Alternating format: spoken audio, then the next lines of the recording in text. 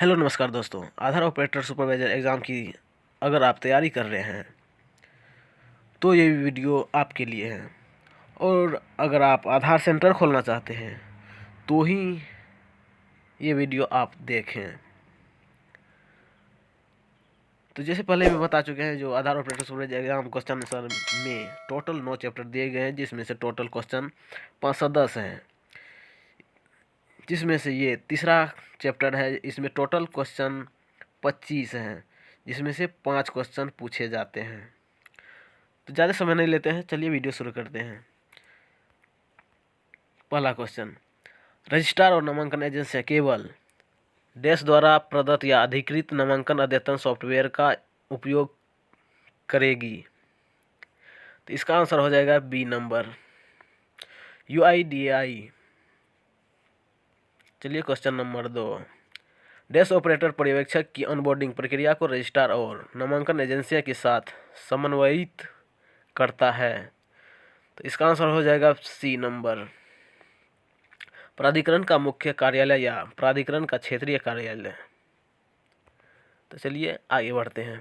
Question number 3, तो नामांकन device के निर्देशांक को कैप्चर करने के लिए डैश हर समय उपलब्ध होना चाहिए। तो इसका आंसर हो जाएगा बी नंबर, GPS डिवाइस हमेशा ऑन होना चाहिए। तो चलिए आगे बढ़ते हैं। क्वेश्चन नंबर 4, डैश नामांकन केंद्र योजना की मंजूरी पर नज़र रखता है और जहां आवश्यक हो हस्तक्षेप कर सकता है। तो इसका आंसर हो जाएगा बी नंबर, प्राधिकरण मुख्य कार्यालय या प्राधिकरण का क्षेत्रीय कार्यालय। तो चलिए आगे बढ़ते हैं। क्वेश्चन नंबर 5, डैश नामांकन स्टेशन स्थापना योजना की घोषणा करता है, यानी किसी भी नामांकन केंद्र खोलने से पहले केंद्र कब और कहां स्थापित किए जाएंगे। तो इसका आंसर हो जाएगा सी नंबर, नामांकन एजेंसियां। तो चलिए आगे बढ़ते हैं। क्वेश्चन नंबर 6, डैश को यह सुनिश्चित करने और साबित करने की आवश्यकता है कि उन्होंने सक्रिय ऑपरेटर आवश्यक मशीनों और हार्डवेयर को नामांकन केंद्र पर उपलब्ध करा दिया है। तो इसका आंसर हो जाएगा डी नंबर, नामांकन एजेंसियां। तो चलिए आगे बढ़ते हैं। Question number 7, dash UIDAI portal पर नामांकन केंद्र की जानकारी अपडेट करता है। तो इसका हो जाएगा आंसर ए नंबर, नामांकन एजेंसियां। चलिए आगे बढ़ते हैं। क्वेश्चन नंबर 8, ऑनबोर्डिंग की प्रक्रिया के दौरान इंटरनेट से डैश को कनेक्ट करने की आवश्यकता है। तो इसका हो जाएगा ए नंबर, नामांकन ग्राहक। तो चलिए आगे बढ़ते हैं। क्वेश्चन नंबर 9, नामांकन कर्मचारी की ऑनबोर्डिंग की प्रक्रिया के दौरान नामांकन ग्राहक को डैश से जोड़ा जाना चाहिए। तो इसका आंसर हो जाएगा सी नंबर, इंटरनेट। तो चलिए आगे बढ़ते हैं। क्वेश्चन नंबर 10, नामांकन एजेंसियों को डैश के लिए ऑनबोर्डिंग प्रक्रिया से गुजरना होगा। तो इसका आंसर हो जाएगा बी नंबर, स्वयं नामांकन स्टेशन और नामांकन कर्मचारी। चलिए आगे बढ़ते हैं। क्वेश्चन नंबर 11, ऑपरेटर पर्यवेक्षक के ऑनबोर्डिंग के लिए उत्पन्न उपयोगकर्ता प्रमाण पत्र फाइल डिजिटली हस्ताक्षरित डैश फाइल है। तो इसका आंसर हो जाएगा डी नंबर, XML। चलिए आगे बढ़ते हैं। क्वेश्चन नंबर 12, यदि उपयोगकर्ता के बारे में बायोमेट्रिक विवरण का सत्यापन उसके सफलतापूर्वक आधार वितरण के साथ पूरा हो गया है और स्थानीय डेटाबेस में संग्रहित है, तो वह एक डैश उपयोग करता है। तो इसका आंसर हो जाएगा सी नंबर, दोनों ए और बी। तो चलिए आगे बढ़ते हैं। क्वेश्चन नंबर 13, जब बायोमेट्रिक की गुणवत्ता थ्रेशहोल्ड के ऊपर है तो डैश उपयोगकर्ता को उनकी स्वीकृति की पुष्टि करने के लिए दिखाया जाएगा।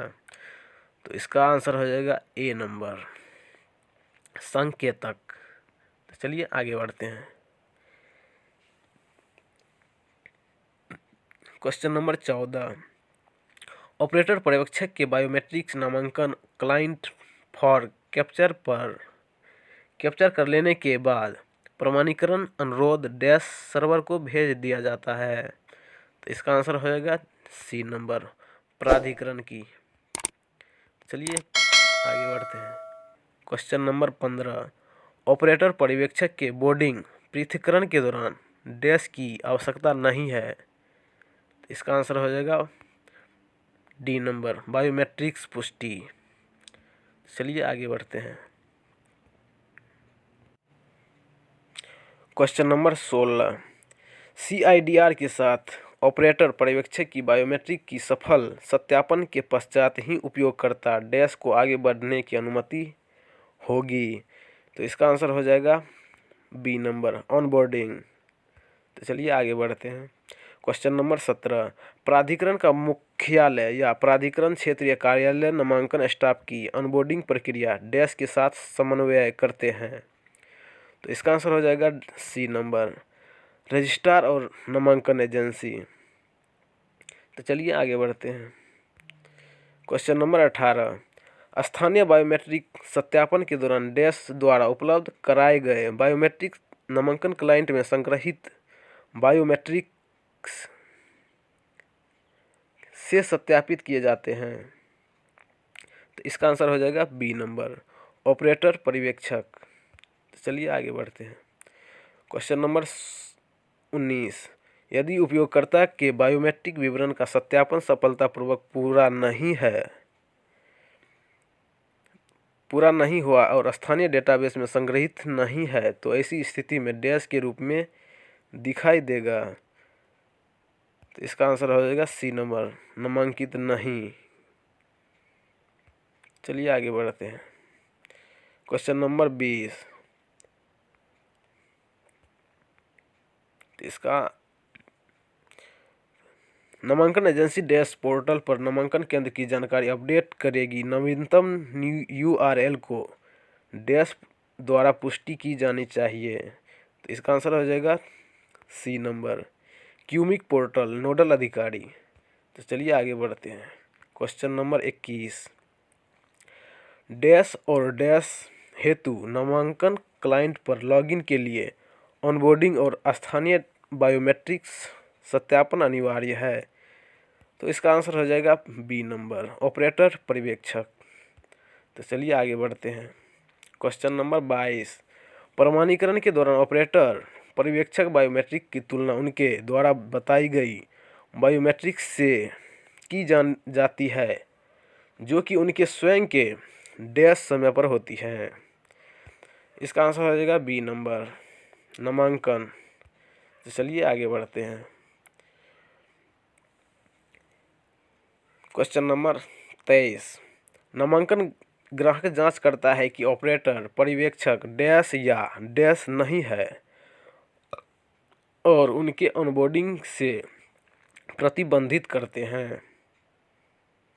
तो इसका आंसर हो जाएगा डी नंबर, दोनों ए और बी। तो चलिए आगे बढ़ते हैं। क्वेश्चन नंबर 24, ऑपरेटर पर्यवेक्षक डी एसोसिएशन के बिना एकाधिक नामांकन क्लाइंट पर बोर्ड पर हो सकते हैं। तो इसका आंसर हो जाएगा बी नंबर, झूठ, बोर्ड पर नहीं हो सकते हैं। चलिए आगे बढ़ते हैं। ब्लैक लिस्टेड ऑपरेटर पर्यवेक्षक को विभिन्न प्रमाण पत्रों का उपयोग करके काम करने की अनुमति दी जा सकती है। तो इसका आंसर हो जाएगा बी नंबर, नहीं, मतलब झूठ।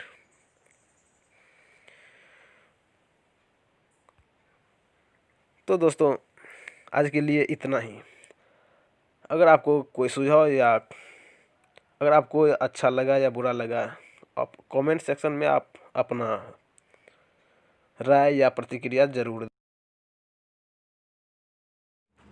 चैनल को सब्सक्राइब करें और बेल आइकन को दबाएं ताकि ऐसे वीडियो आपको मिलता रहे। Bye bye, thank for watching.